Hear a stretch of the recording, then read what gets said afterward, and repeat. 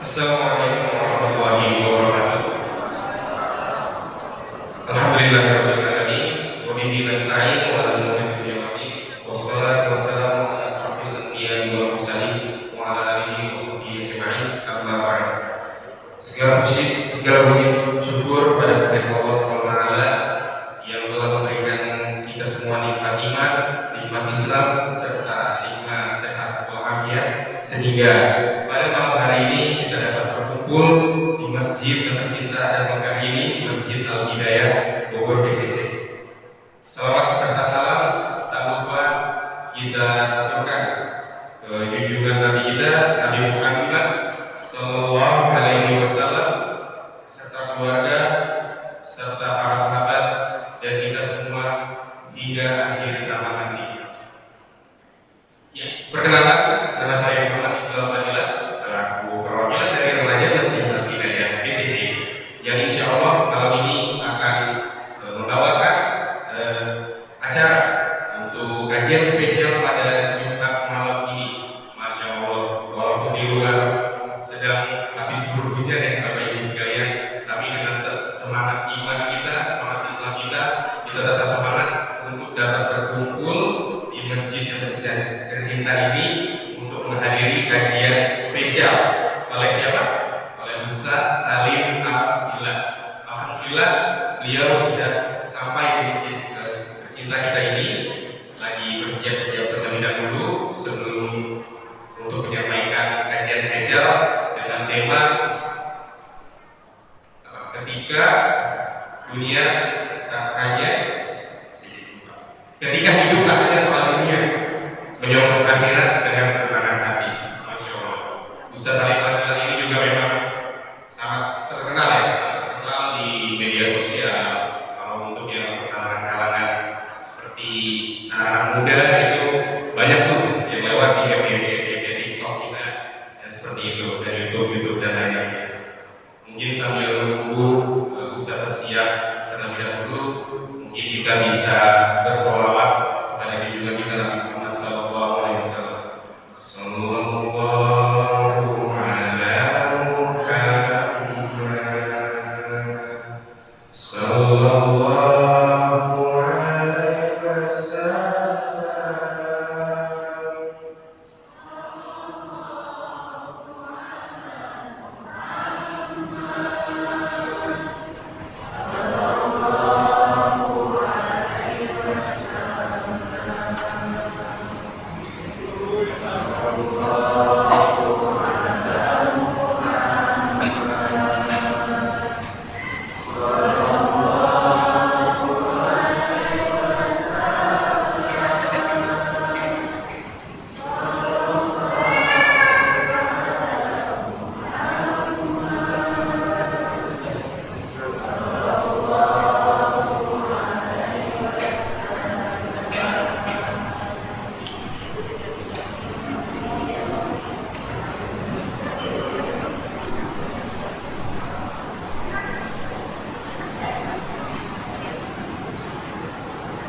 Baik, alhamdulillah Ustaz kita tercinta Ustaz Salim Abdillah telah berada di tengah-tengah kita, dan tanpa basa-basi lagi langsung saja kepada guru kita tercinta Ustaz Salim Abdillah kami persilakan.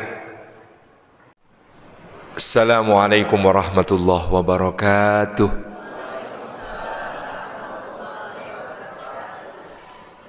Alhamdulillahi wa kafa, wassalatu wassalamu ala rasulil mujtaba Sayyidina wa habibina wa syafi'ina wa maulana Muhammadinil Mustafa wa ala alihi wa sahbihi ahli sidqi wal wafa, thumma ala kulli man ittaba'al huda. Asyhadu an la ilaha illallah wahdahu la syarika lah, wa asyhadu anna Muhammadan abduhu wa rasuluh, la nabiyya wa la rasula ba'dah. Sadatul afadil hadratal mukarramin yang kami takdimi, para alim, para ulama, para masyayikh, para kiai, para asatid, para ustadzat, guru-guru umat semuanya yang dimuliakan oleh Allah Subhanahu wa taala. Yang kami hormati segenap jajaran pimpinan dan pengurus DKM Masjid Al-Hidayah Bukit Cimanggu City, beserta seluruh jajaran pengurus dari yayasan hingga remaja masjid yang kami takdimi, para bapak, ibu, sesepuh, bini sepuh, tokoh masyarakat, pimpinan berbagai tingkatan pemerintahan. Biasanya yang rajin hadir acara warga itu kepala daerah tingkat 7 dan tingkat 6, alias ketua RT dan ketua RW. Pimpinan berbagai ormas keagamaan maupun sosial, Bapak Ibu hadirin hadirat muslimin muslimat mukminin mukminat salihin salihat rahimani wa rahimakumullah. Puji syukur kehadirat Allah Subhanahu wa taala atas limpahan karunia-Nya pada kesempatan malam hari ini. Allah menghimpun kita di dalam majelis ilmu. Maka mudah-mudahan setiap langkah yang kita tempuh ke rumah Allah yang kita cintai ini, tiap tapaknya menggugurkan dosa-dosa kita. Tiap tapaknya meninggikan derajat kita di sisi Allah Subhanahu wa taala. Tiap tapaknya menjadi pemudah jalan kita semua menuju surga. Dan juga duduk kita semua semoga termasuk taman di antara taman-taman surga. Dalam sabda Rasulullah sallallahu alaihi wasallam, "Majtama'a qaumun fi baitin min buyutillah yatluna kitaballah wa yatadarasunahu bainahum illa ghasyiyatuhumur rahmah wa hafatsumul malaikah wa nazalat alaihimus sakinah wa dzakarahumullahu fi man 'indah." Rawahu Muslim ay huwa sahihun. Kata Nabi sallallahu alaihi wasallam, tidak berhimpun satu kaum di satu rumah di antara rumah-rumah Allah. Di dalamnya mereka membaca ayat dari kitabullah dan mengkaji isinya di antara mereka, melainkan keadaan mereka itu ghasyiyat humur rahmah. Yang pertama dicurah-curahi rahmat Allah. Rahmat Allah itu, kata Nabi sallallahu alaihi wasallam dalam hadis riwayat Imam Ahmad, 100 bagian. Yang satu bagian melekat pada sifatnya Ar-Rahman, Zat yang maha pengasih, kasihnya tidak pilih kasih. Diturunkan ke dunia sejak awal zaman sampai akhirnya mencukupi untuk semua makhluk, hewan, tumbuhan, jin, manusia, semuanya mendapatkan bagian dari rahmat Allah ini tanpa pandang bulu. 99 bagian melekat pada sifatnya Ar-Rahim, Zat yang maha penyayang, sayangnya tidak berbatas dan tidak berbilang. Dikhususkan untuk orang beriman dan bertakwa, diberikan sempurna kelak di akhirat, di dunia berupa cicipan-cicipannya. Termasuk dicicipkan di majelis ilmu seperti yang kita rasakan. Maka dulu ada nasihat guru kita, jangan senang dulu kalau dikasih, karena dikasih belum tentu disayang. Tapi kalau disayang biasanya dikasih. Kalaupun tidak dikasih pasti karena sayang. Jadi jangan senang dulu kalau dikasih, karena dikasih belum tentu disayang. Fir'aun dikasih kekuasaan tapi tidak disayang. Qarun dikasih kekayaan tapi tidak disayang. Abu Lahab dikasih nasab mulia tapi tidak disayang. Tapi kalau disayang biasanya dikasih. Adam, Idris, Nuh, Hud, Salih, Ibrahim, Lut, Ismail, Ishak, Yakub, Yusuf, Ayub, Su'aib, Musa, Harun, Dzulkifli, Daud, Sulaiman, Ilyas, Ilyasa, Yunus, Zakaria, Yahya, Isa, sampai Muhammad alaihi wassalatu wassalam, semuanya disayang. Maka biasanya dikasih. Kalaupun tidak dikasih, pasti karena sayang. Contohnya cucu bapak ibu, umurnya 4 tahun, minta korek api, petasan, minyak solar, pisau cutter, gunting. Dikasih enggak, Pak? Kenapa kok tidak dikasih, Bu? Karena sayang. Sama, kadang-kadang ini kita minta sama Allah kok tidak dikasih, mungkin karena sayang. Ada seorang ibu menghadap seorang kiai. Kiai, tolong didoakan Kiai. Suami saya biar kaya Kiai. Dari dulu kok miskin terus, kasihan Kiai. Doakan ya Kiai suami saya jadi kaya. Kata Pak Kiai, sebentar Bu, sebelum saya doakan suami ibu jadi kaya, saya tanya dulu, kira-kira kalau suami ibu jadi kaya, seleranya masih ibu apa ganti yang lain? Sang ibu langsung, ralat Kiai, gak jadi.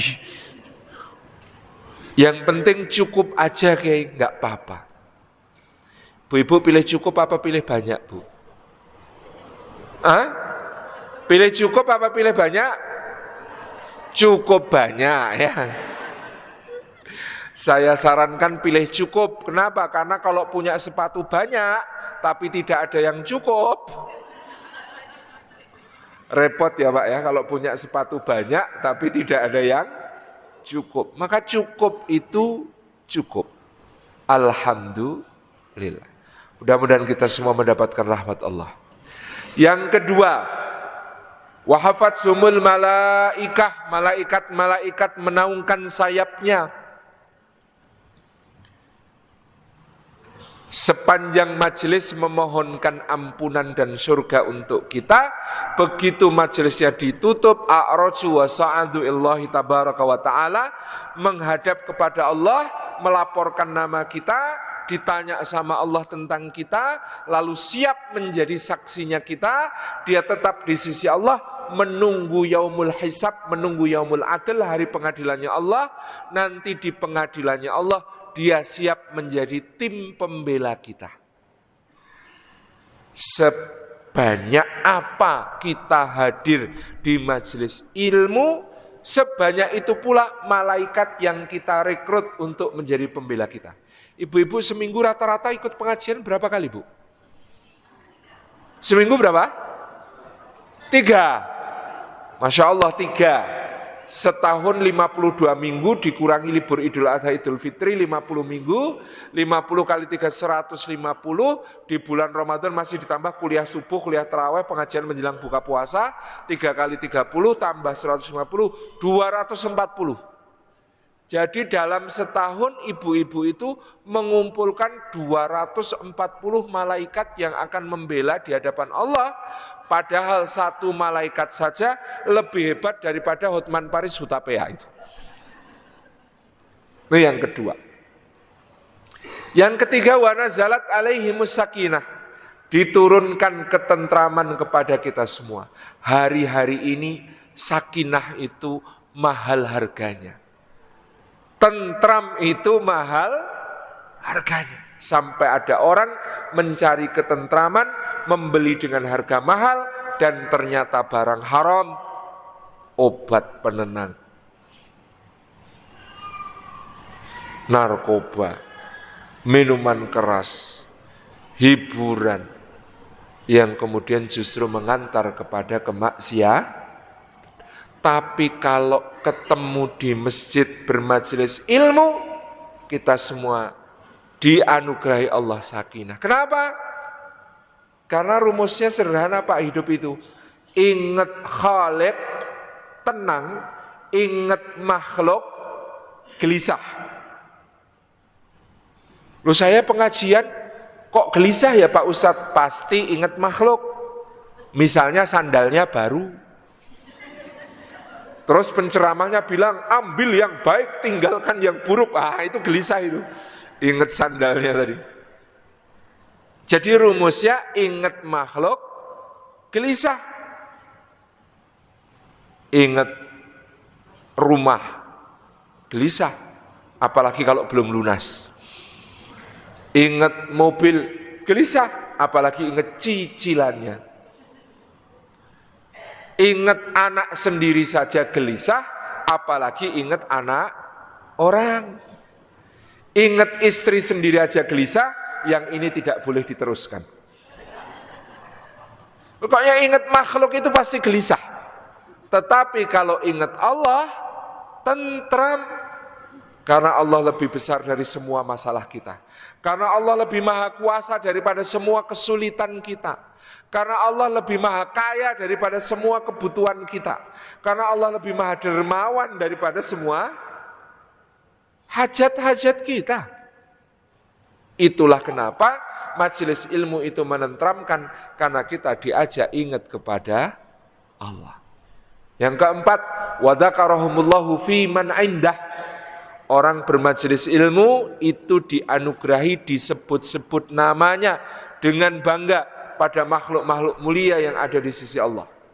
Mudah-mudahan dengan demikian kita lebih terkenal di langit daripada di bumi. Mudah-mudahan dengan demikian kita lebih terkenal di surga daripada di dunia. Karena terkenal di dunia itu sudahlah repot, cuma sebentar. Ada yang tanya, Ustadz masa sih repot terkenal di dunia? Belum ngerasain, habis ngisi pengajian, kebelet ke toilet, dihadang ibu-ibu. Ustadz foto dulu. Mau ke toilet bu? Sebentar Ustadz, yang bilang sebentar 27 rombongan. Kayak apa nasib ginjalnya bu? Dan kadang bikin kaki. Ustadz Umar Mita cerita, suatu saat sedang di pesawat, baru masuk, ada orang minta foto. Ustadz minta foto. Habis minta foto, bilang kepada Ustadz Umar Mita, terima kasih Ustadz Salim Afilah. Gitu. Kan saya yang gak enak. Gitu. Jadi Masya Allah Tabaraka Rahman, terkenal di dunia itu repot. Itu pun cuma sebentar. Setahun yang lalu ada seleb TikTok. Kalau live, yang nonton puluhan ribu orang ditunggu-tunggu bu. Lalu meninggal. Sekarang sudah nggak ada yang nunggu live-nya. Karena nggak ada live dari alam kubur gitu. Dan orang yang dulu nunggu live-nya dia, sekarang sudah nunggu live-nya orang lain. Secepat itu dunia melupakan kita. Maka Masya Allah Tabarakallah, mudah-mudahan kita ini disebut-sebut Allah, terkenalnya di langit. Kalau sudah terkenal di sisi Allah, dunia ini cuma makmum Mbak. Ada orang dulu waktu hidup itu yang kenal yang gak banyak, namanya Ibrahim alaihissalam. Zaman hidup beliau yang kenal tidak banyak. Dari yang kenal, yang sayang banyak apa sedikit? Sedikit. Tapi hari ini ribuan tahun sesudah beliau wafat, di dunia ini sekarang konon ada 2 miliar kaum muslimin. Katakanlah yang sholat itu 10%, berarti ada 200 juta orang setiap hari membaca kama sholaita ala Ibrahim, kama barakta ala Ibrahim. Masya Allah. Ketika Nabi Ibrahim diperintahkan untuk memanggil manusia berhaji, wa'adzin finnasi bil haji. Ibrahim panggil manusia untuk berhaji. Kata Ibrahim, bagaimana panggilanku sampai kepada mereka ya Allah? Bagaimana mereka akan datang ke tempat ini ya Allah? Allah mengatakan, tugasmu memanggil, aku yang akan menyampaikan panggilanmu dan aku yang akan mendatangkan mereka. Hari ini untuk memenuhi panggilan Nabi Ibrahim, kalau daftar di Jogja haji reguler itu nunggunya 35 tahun. Memenuhi panggilannya Nabi Ibrahim. Masya Allah. Kalau kata Habib Umar Al-Mutahhar, bisa dipercepat dengan amalan 3 surat. 1 surat Atin, memperbanyak membaca surat Atin, Wattini wa Zaitun, insya Allah mendekatkan kepada kota Mekah. Karena ada kata wahadal baladil amin, demi kota Mekah yang aman ini. Kalau ini dekat apa jauh Pak? Dekat. Maka kalau kita banyak membaca surat Atin, insya Allah mendekatkan ke kota Mekah. Yang kedua surat Al-Quraisy, li'ila fi Quraisyin, karena ada lafaz falyabudu rabb hadzal bait, hendaklah mereka beribadah menyembah Tuhannya Ka'bah ini. Kalau Ka'bahnya ini dekat apa jauh, Bu? Dekat. Jadi membaca surat Al-Quraisy mendekatkan ke Ka'bah. 1 surat Atin, 2 surat Al-Quraisy, 3 surat tanah, Pak.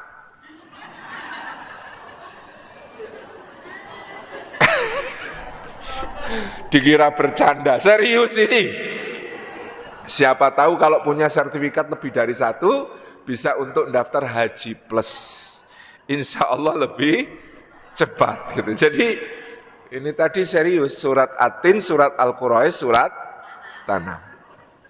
Baik, kita kembali ke tema. Bapak Ibu yang dirahmati oleh Allah Subhanahu wa taala. Firman Allah Subhanahu wa taala dalam Suratul Mulk. Semua hafal surah Al-Mulk?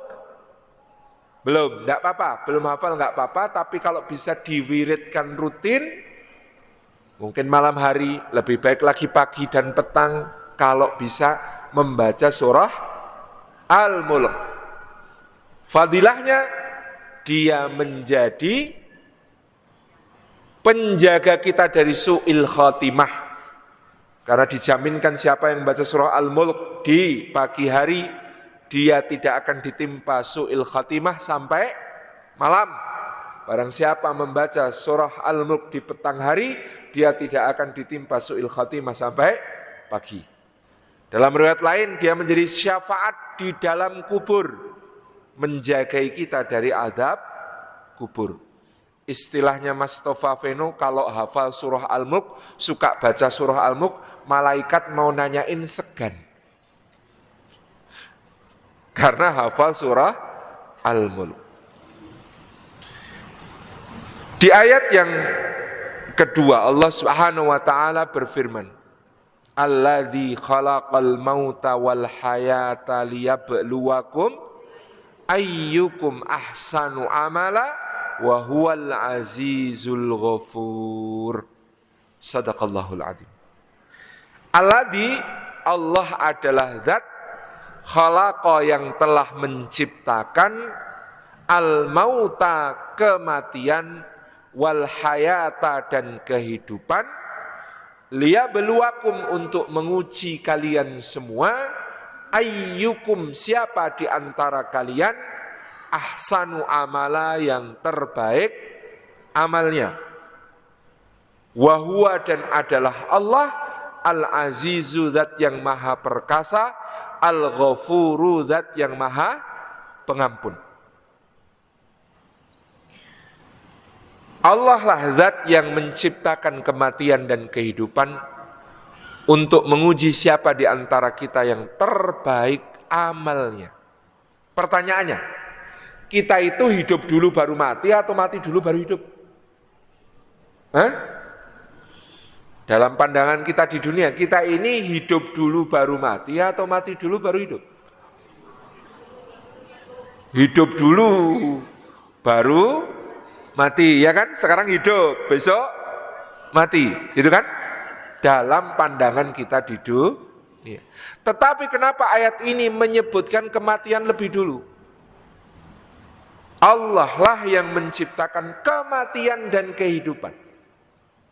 Sayyidina Abdullah ibnu Abbas radhiyallahu anhuma seperti dikutip Imam Ibnu Katsir dalam Tafsirul Qur'anil Azim menyatakan, karena hakikat dunia adalah kematian, sedangkan hakikat akhirat adalah kehidupan.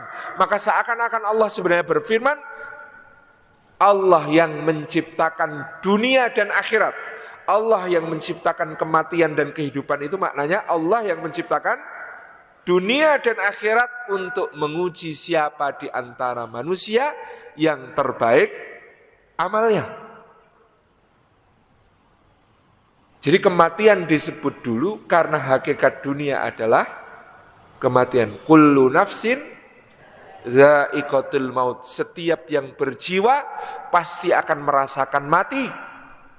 Jadi semua kita di dunia itu sudah divonis mati. Saya pasti mati, bapak pasti mati, ibu pasti mati. Orang kaya mati, orang miskin mati, raja-raja mati, orang biasa mati. Sudah divonis mati semuanya. Cuma kita tidak tahu eksekusinya kapan. Sebenarnya narapidana mati yang di Nusa Kambangan itu juga nggak dikasih tahu eksekusinya kapan. Bedanya apa sama kita? Sama, kita semua sudah divonis mati. Sedangkan hakikat akhirat adalah kehidupan khalidina fiha abada. Maka kata Sayyidina Abu Bakar As-Siddiq radhiyallahu anhu, al-mautu syadidun wa ma ba'dal mauti asyad. Mati itu berat, tapi apa yang sesudah mati lebih berat. Mati itu berat. Gambaran Nabi sallallahu alaihi wasallam sakratul maut itu seperti kain putih, sutra membungkus ranting-ranting berduri. Ketika kemudian dicabut rantingnya, koyak-koyak kain itu. Seperti itu gambarannya orang sakratul maut. Semua rasa sakit dihimpun jadi satu, semua daya hidup dicabut dari setiap sel tubuh kita. Mati itu berat, kata Sayyidina Abu Bakar, tetapi apa yang sesudah mati lebih berat. Karena habis mati masuk ke mana, Bu? Kuburan apa kubur? Masuk ke alam selanjutnya, alam barzah, alam kubur. Dan itu sudah beda dimensi. Jadi jangan salah paham, dalam aqaid Ahlussunnah wal Jamaah, alam barzah itu dimensi lain. Jangan sampai kemudian kita memahami kalau begitu orang yang mati zaman Nabi Adam nunggu kiamatnya lama banget ya. Terus orang yang mati menjelang kiamat nunggu kiamatnya cuma sebentar. Enggak, ukuran waktunya sudah beda. Dimensinya sudah beda, enggak gitu logikanya. Jadi kalau orang sudah masuk ke alam kubur, itu alam yang berbeda. Dimensi yang berbeda. Enggak berarti yang mati zaman Nabi Adam lebih lama nunggu kiamatnya daripada yang mati menjelang hari kiamat. Enggak, karena sudah beda alam. Nah, beratnya di kubur apa? Ada ujian. Pertanyaannya 4 sudah dibocorkan beserta kunci jawabannya sejak dulu. Tapi tetap banyak yang gagal jawab. Man rabbuka, ma dinuka, ma kitabuka, man nabiyuka. Sudah dibocorkan pertanyaan beserta kunci jawabannya. Tetapi tetap banyak yang gagal jawab. Wa ma ba'dal mauti asyad, itu baru alam kubur. Habis alam kubur ada yaumul ba'ats, hari kebangkitan. Saking beratnya hari kebangkitan, orang yang disiksa di alam kubur berharap enggak usah bangkit, udah di sini saja. Sehingga ketika dibangkitkan kemudian mereka mengatakan dalam surah Yasin, ya wailana mam ba'atsana mim marqatina. Aduh celaka, siapa yang membangkitkan kami dari tempat tidur kami ini? Itu padahal dikubur, disiksa, disuruh bangkit masih syok. Coba bayangkan beratnya hari berbangkit. Habis bangkit ada yang lebih berat, namanya yaumul mahsyar. Matahari didekatkan sampai sejengkal dari kepala. Semua dihimpun dalam keadaan tidak berpakaian, bertelanjang kaki, belum berkhitan. Sampai ibunda kita Aisyah bertanya, apa mereka tidak saling melihat ya Rasulullah? Kata Nabi SAW, urusan hari itu sangat besar, sampai tidak ada orang yang peduli kepada yang lain. Saking beratnya yaumul mahsyar. Ada yang lebih berat, ada berikutnya masih menunggu, namanya yaumul hisab. Dihitung amalnya, ditampakkan semua nikmat yang Allah anugerahkan kepadanya, ditampakkan pula semua amal perbuatannya di dunia. Maka dikatakan oleh Nabi sallallahu alaihi wasallam, dalam hisab itu ada orang yang sangat merasa malu kepada Allah karena begitu banyak nikmat Allah, justru dia gunakan untuk durhaka kepada Allah, bercucuran keringat sampai tenggelam dalam keringatnya sendiri. Ada yang tenggelam sampai telapak kaki. Ada yang tenggelam sampai lutut, ada yang tenggelam sampai pinggang, ada yang tenggelam sampai dada, pundak, terus sampai tidak tampak tenggelam dalam keringatnya sendiri karena beratnya hari yang disebut yaumul hisab. Mudah-mudahan kita semua termasuk umat Rasulullah SAW yang masuk surga tanpa hisab, atau kalau dihisab dengan hisab yasira, dengan hisab yang ringan dan mudah. Amin ya amin. Belum nanti yaumul adl, orang yang paling akrab dengan kita di dunia ternyata menjadi penggugat yang paling sengit, penuntut yang paling keras di hadapan Allah Subhanahu wa taala. Habis itu masih ada penyerahan kitab, ada mizan yang saking mengerikannya orang diberi kitab, ada yang sangat malu menerima kitab, maka bukan cuma menerima dari kiri, tetapi kemudian dia menunduk karena malunya dan dipaksa menerima kitab, maka dia menusukkan tangannya ke dada tembus ke punggung untuk menerima catatan amal itu wara'a dhahrih, dari belakang punggungnya. Sampai ke sirat, sampai ke jannah wan nar, semuanya seperti kata Sayyidina Abu Bakar, tambah berat sebada mati. Kok jadi suasananya sedih begini? Tenang Bapak Ibu yang dirahmati Allah, karena kita menjadi makhluk yang beruntung memiliki Rabb yang berfirman, rahmatku mendahului murkaku. Rabb yang berfirman, wasi'at rahmati kulla syai'in, rahmatku meliputi segala sesuatu. Rabb yang maha pemurah, maka tidak ditulis dosa, niat berdosa sampai dosa itu dilakukan. Tetapi ditulis pahala, niat amal soleh, kalau belum dilakukan dilipatkan 10 kali ketika dilakukan. Bahkan yang niat buruk ditinggalkan karena Allah ditulis sebagai kebaikan. Dilipat gandakan semua amal saleh, balasannya ada yang 10, ada yang 700, ada yang tak terhingga. Sedangkan tidak dinilai keburukan kecuali setimpal dengannya. Wala yudlamuna fatila, tidak dizolimi sedikit pun jua. Maka alhamdulillah kita mendapatkan nasihat dari Imam Sufyan Ats-Tsauri rahimahullahu ta'ala, mengatakan kepada kita, i'mal lidunyaka biqadri ma satabaqa fiha wa'mal li akhiratika biqadri ma satabaqa fiha. Beramalah untuk dunia seukur kadar berapa lama engkau akan tinggal di dunia, dan beramalah untuk akhirat seukur kadar berapa lama engkau akan tinggal di akhirat. Coba perhatikan nasihat ini. Beramallah, bekerjalah untuk dunia seukur berapa lama akan tinggal di dunia, dan bekerjalah beramalah untuk akhirat seukur kadar berapa lama akan tinggal di akhirat. Di dunia berapa lama, Bu? Di dunia berapa lama?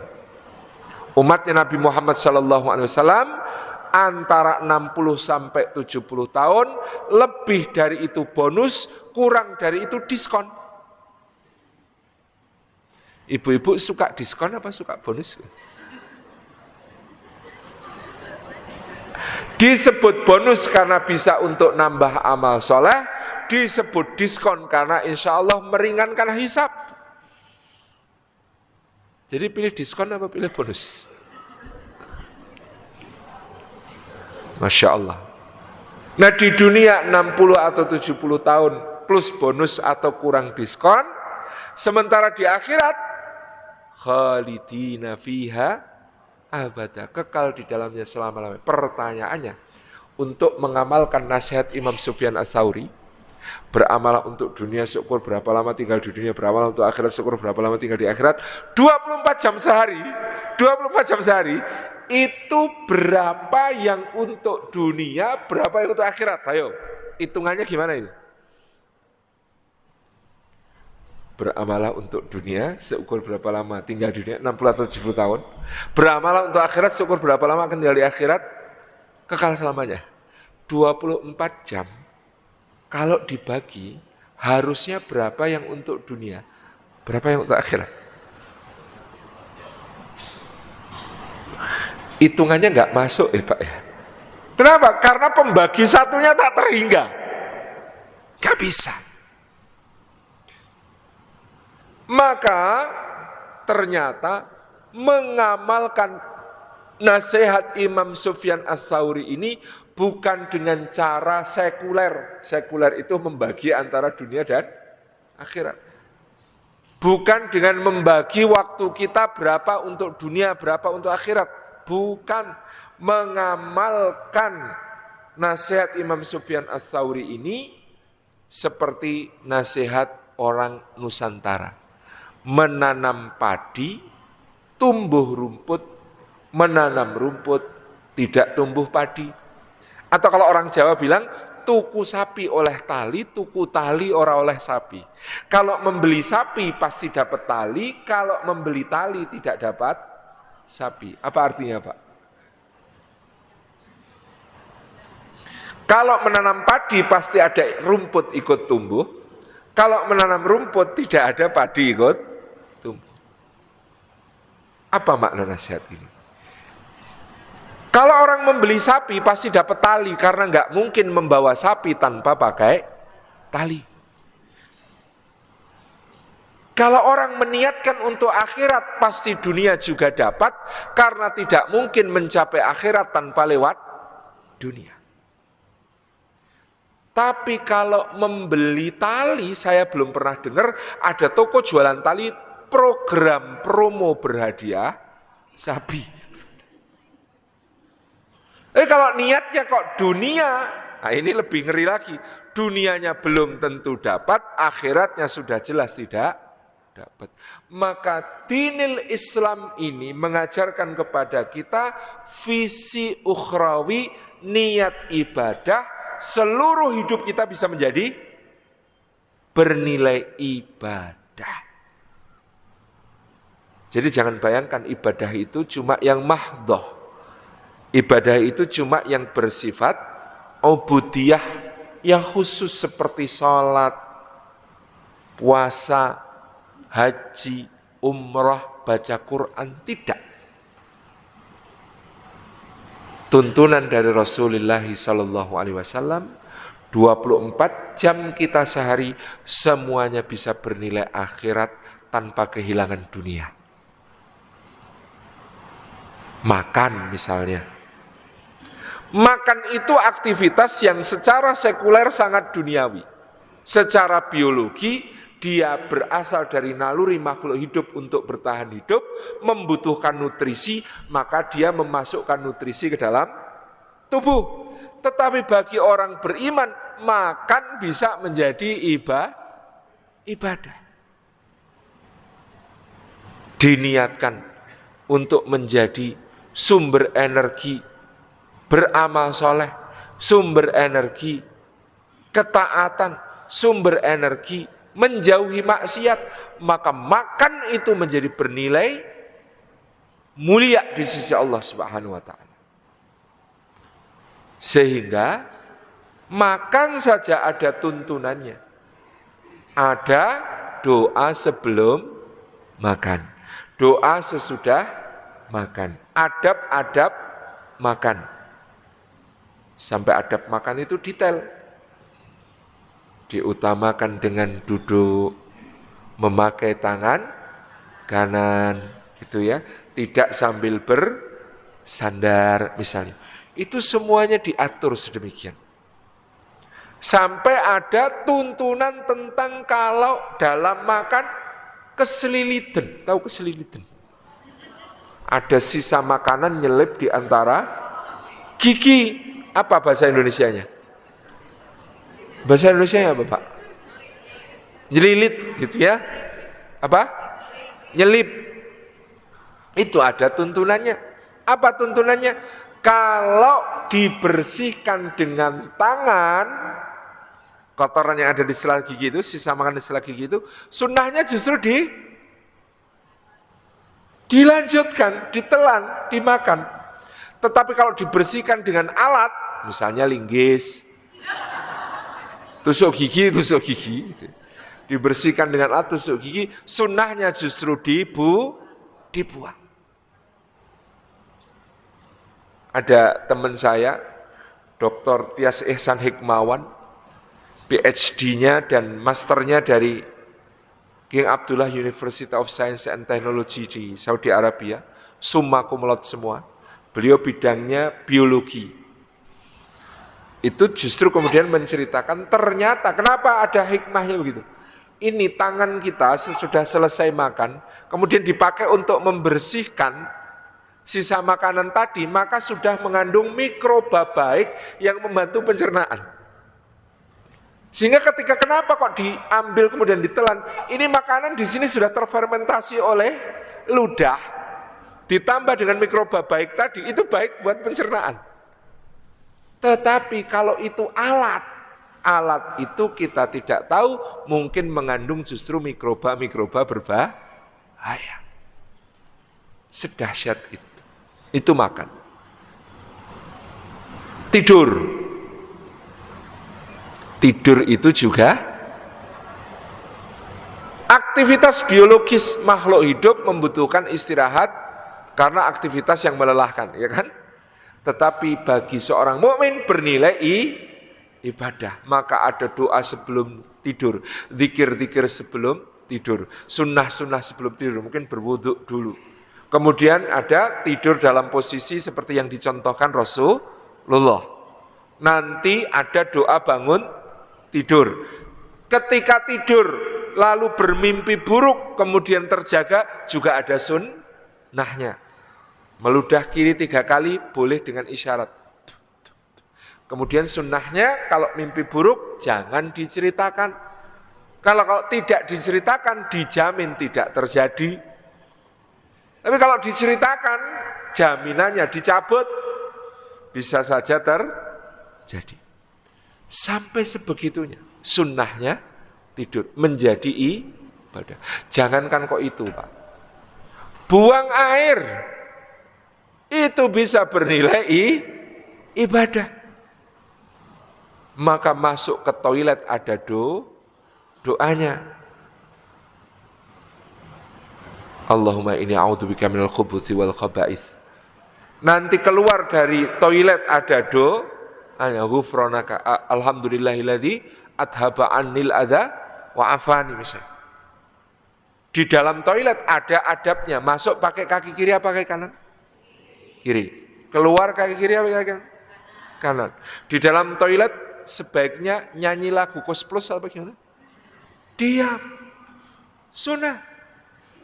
Nanti selesai ada yang dibuang, ada sunnahnya, namanya istibra' dan istinja. Bapak-bapak ini harus tahu ada yang namanya sunnah istibra'. Istibra' itu mengupayakan tuntas.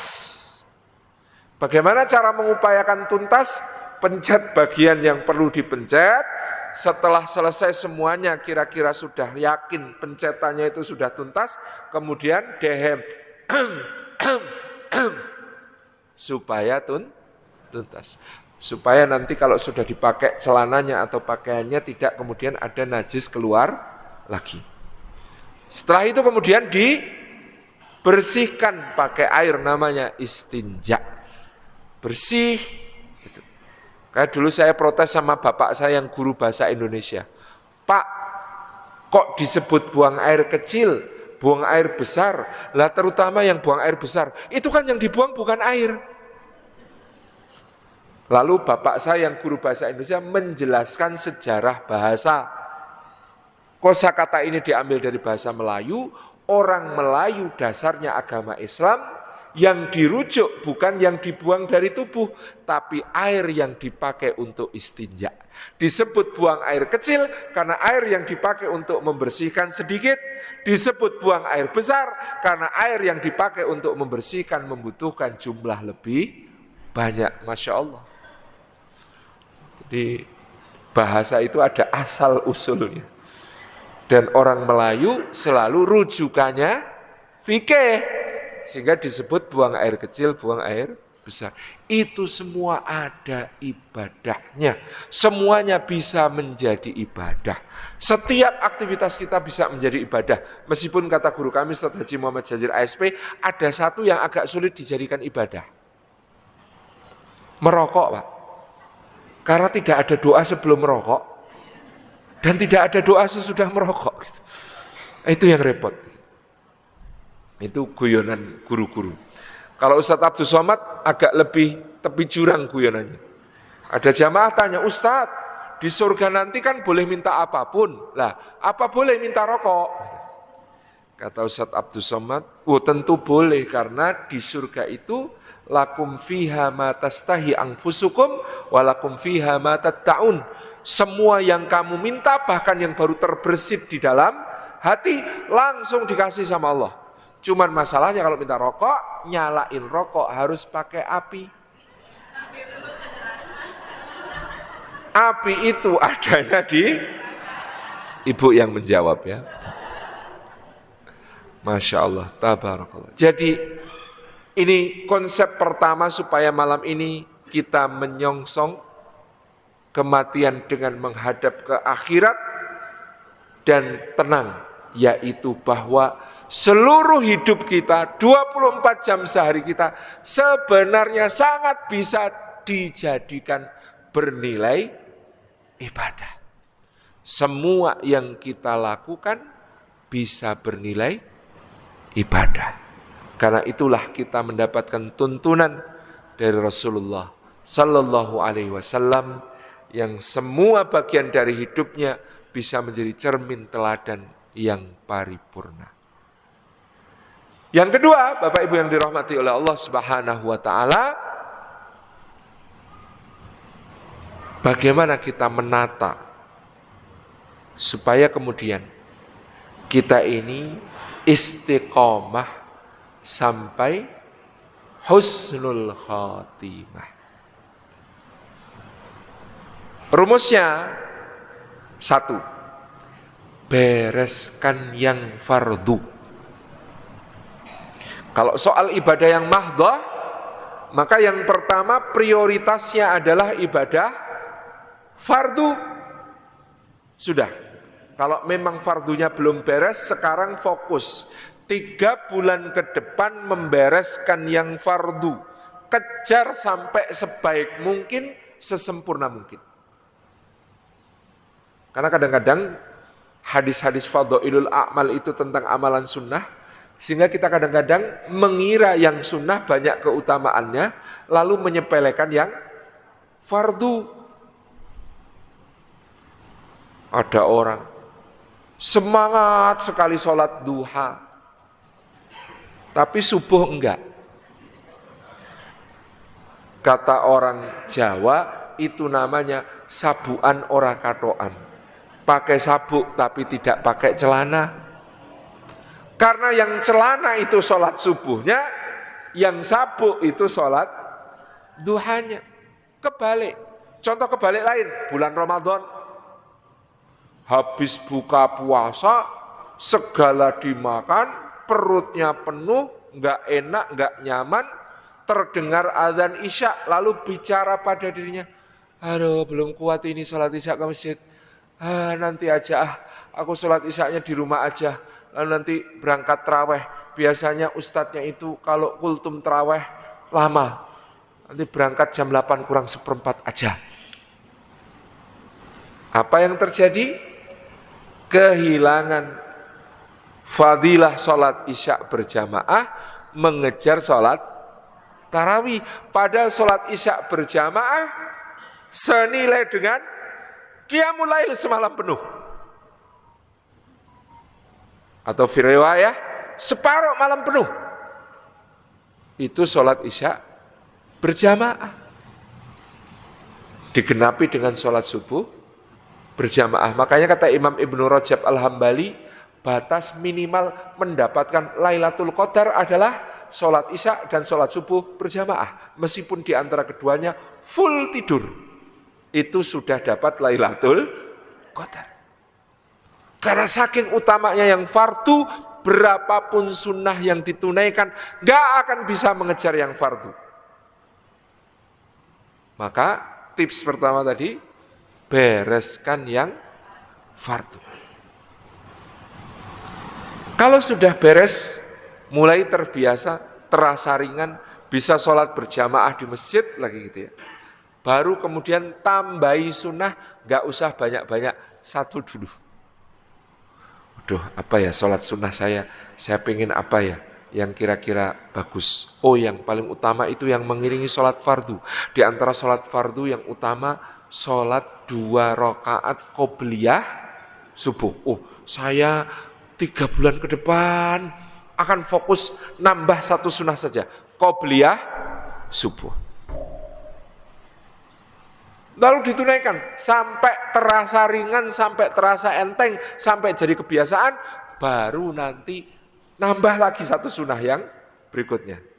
Qobliyah duhur, mumpung di kantor bisa nyela waktu. Atau ba'diyah duhur, mumpung di kantor waktunya agak longgar istirahat.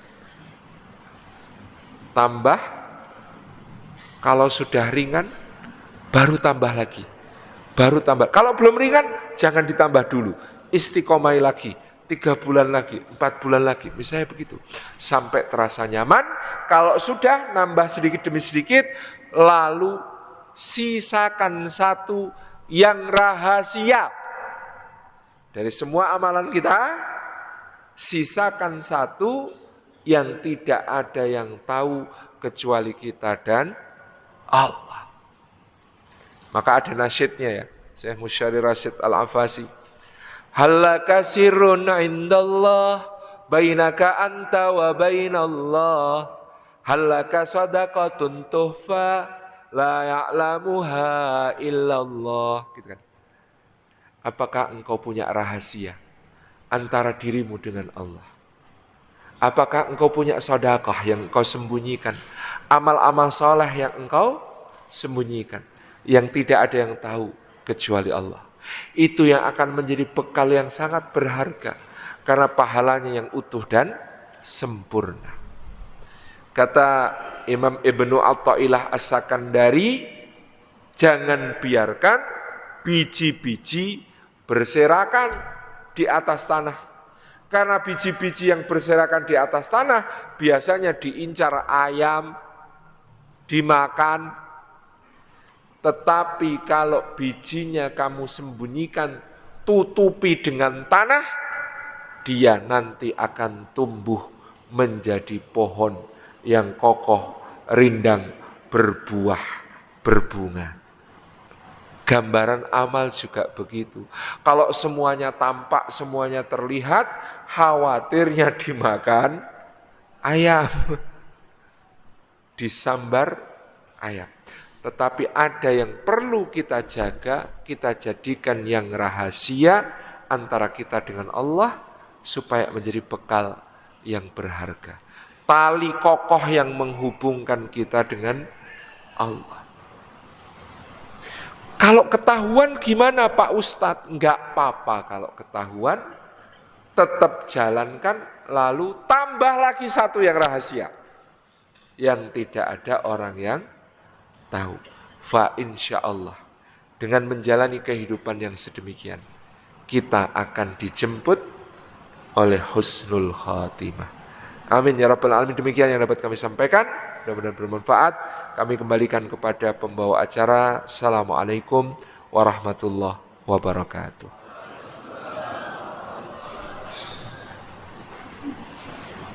Alhamdulillahirrahmanirrahim. Jazakallahu khairan Ustaz Salim Babila yang telah menyampaikan kajian spesial pada Jumat malam ini.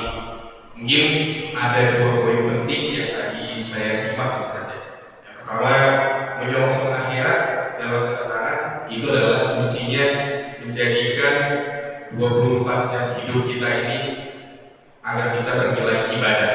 Dan yang kedua, bagaimana sih kita untuk bisa istiqomah dalam menjalankan ibadah ini?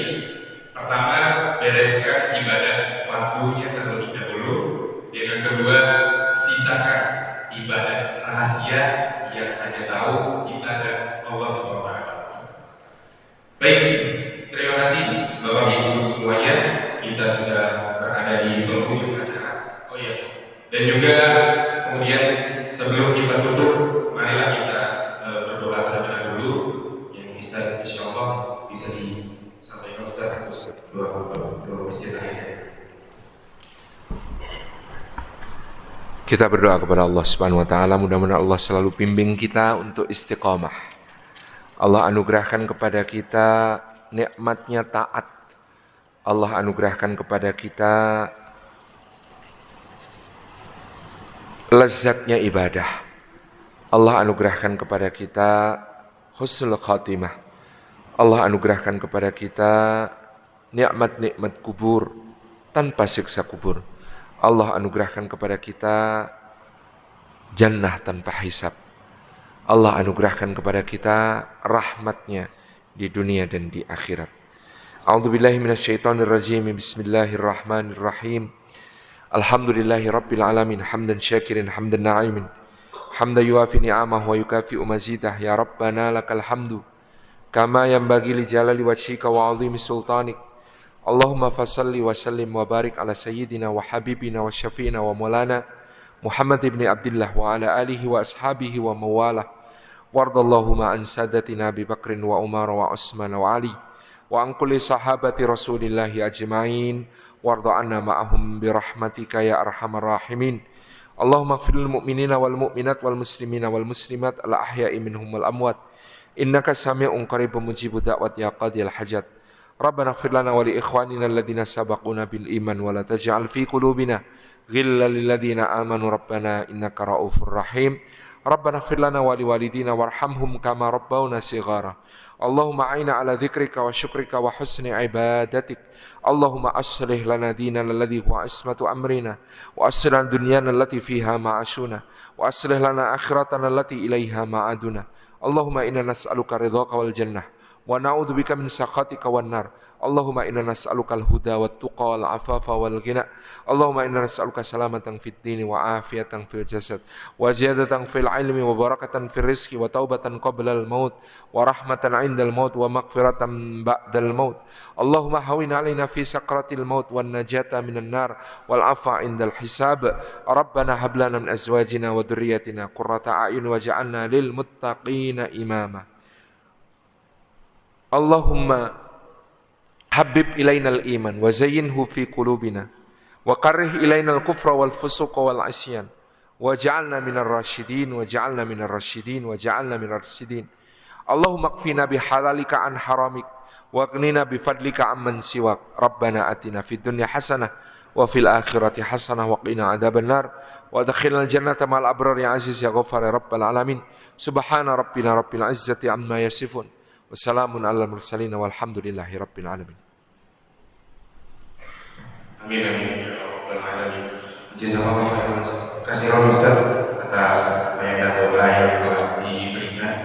Dan untuk Bapak Ibu jamaah bisa nanti untuk ada kajian-kajian berikutnya di Masjid Al-Hidayah, dan kita juga sering melaksanakan kajian-kajian rutin di setiap weekend, Sabtu, Minggu, pada subuh dan juga pada maghrib. Baik, di penghujung acara ini mari kita tutup dengan majelis taklim. Subhanallah wa bihamdika asyhadu an la ilaha illa anta astaghfiruka wa atubu ilaik. Assalamualaikum